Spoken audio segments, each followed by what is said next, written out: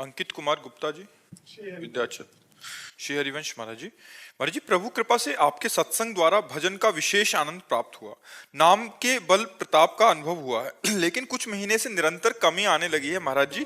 जो प्रेम और गाढ़ा होना चाहिए, जो ठसक बनी रहनी चाहिए, वो हल्की होती नजर आ रही है महाराज जी। महाराज जी, संसार के व्यवहार का नाटक करने में माया ऐसी घेरती है कि संसार में अपनापन बढ़ने लगता है, श्री जी का चिंतन कम होने लगता है, भय लगता है कहीं फिर से संसार में ना चले जाए। महाराज जी, ऐसी स्थिति में क्या करना? पहली बात, कुसंग न होने पावे। दूसरी बात, महापुरुषों का संग न छूटने पावे। तीसरी बात, भोजन का सुधार होना चाहिए, अल्पाहार और पवित्र भोजन होना चाहिए। चौथी बात, मरना है, ये ध्यान रखना चाहिए। ये ध्यान रहेगा ना तो ममता नहीं होगी। कस्तरति कस्तरति मायाम, माया से कौन तरता है, कौन तरता है? बोले यो संगास त्यजति, यो महानुभावो सेवते, यो निर्ममो भवति। जो कहीं ममता नहीं करता, कुसंग का त्यागी है और सत्संग का अनुरागी है, उसका भजन बढ़ना ही चाहिए। भजन घट रहा है, इसका मतलब हमसे कोई त्रुटि हो रही है।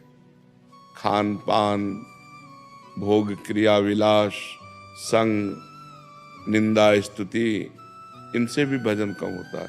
अगर किसी की निंदा कर दोगे तो आपका भजन क्षीण हो जाएगा। पर निंदा के किएते आवत नहीं कछु हाथ, मूरख पर्वत पाप को ले चल अपने साथ। तो पराई निंदा न, भक्तन निंदा अति बुरी, भूल करे जिन कोय, किए सुकृत बहुजन्म के छिन में डारे खोए। तो हम ऐसी सावधानी रखें, कम बोलना, कम सुनना, कम देखना, अधिक भजन करना। नीरस भोजन सरस भजन, सरस भोजन नीरस भजन। खूब बढ़िया बढ़िया पकवान, अच्छे अच्छे पदार्थ पाओगे तो भगवान में रति थोड़ी होगी, भोगों में रति होगी, मन भोगों की तरफ लालायित होगा। और प्रयास, प्रयत्न, जैसे हमारा मानसिक भजन नहीं चल रहा तो उपांशु चलाने लगे। उपांशु भी नहीं चल पा रहा तो हम वाचिक में आ जाते हैं, राधा राधा राधा राधा राधा राधा राधा राधा राधा। तो जहाँ सतोगुण आएगा फिर हम उपांशु और मानसिक में। ऐसे लगो जैसे गरीब आदमी धन कमाने में लगता है। ऐसा चिंतन करो जैसे कामी पुरुष कामिनी का चिंतन करता है। कुछ नहीं है, मरे तो कुछ नहीं है। फाइनल बताओ क्या है हमारे पास, है ना? फाइनल में जब हम जाएंगे तो अपने पास है क्या? हाँ, तो बस हाँ, इसी पर हमें चिंतन करना चाहिए। इसीलिए हम चौथे नंबर में मरना स्मरण करने की बात कही। शरणागति इसी रूप से हुई थी कि अब शरीर में कुछ ऐसे रोग आए कि अब लगा कि अब शायद बचे, तो वो आनंद भजन में आ रहा था प्रभु, वो सहज हो रहा था। और फिर धीरे धीरे संसार के काम लायक शरीर हो गया, तो फिर वैसे रति कम होने लगी। हाँ, नहीं तो कम नहीं होनी चाहिए।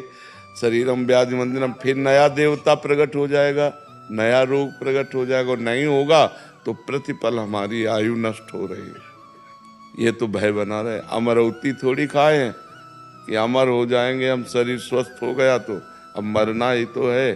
जब मरना है तो अपने कर्तव्य का पालन करते हुए, भगवान नाम का निरंतर जप करते हुए भगवान की शरण में मरना है कि अब हमारा मरना आखिरी मरना हो, है ने? तभी तो मृत्यु सार्थक होगी। तो बच्चे पैदा कर लेना और जीवन पोषण कर लेना, ये तो पशु पक्षी भी जानते हैं। परमात्म चिंतन करके जीवन मुक्त होना, ये मनुष्य जीवन का लक्षण है। दूसरे शरीर में ये क्षमता नहीं है। खूब नाम जप करो, प्रयास करो और डरते रहो, कभी भी शरीर छूट सकता है, कैसे भी छूट सकता है।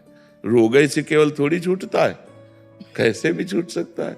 एक्सीडेंट हो जाए, कोई भी कुछ भी घटना हो जाए, इसका नाम मृत्यु लोक है। कभी भी हम मर सकते हैं। इसलिए हम सच्ची कमाई की तरफ बढ़े। ये बिल्डिंग, ये यश कीर्ति, ये सब मिट्टी में धूल धूसरित। बड़े बड़े महाबली हुए, बड़े बड़े ज्ञानी हुए, सब चले गए, काल सबको चाट गया। इसलिए हमको तुमको भी जाना है निरंतर भजन। ये संसार बहुत संभल जाओ और अपने आप को भयभीत करो तो भजन होने लगेगा। शरणागति परिपक्व तभी होती है जब भय लगता है संसार से। निर्बल बनकर सबल भगवान की शरण होने का मन तभी होता है जब संसार से भय लगता है, और जब संसार अच्छा लगता है तो भगवान को भूले हुए जीव देखो लगे हुए हैं संसार में।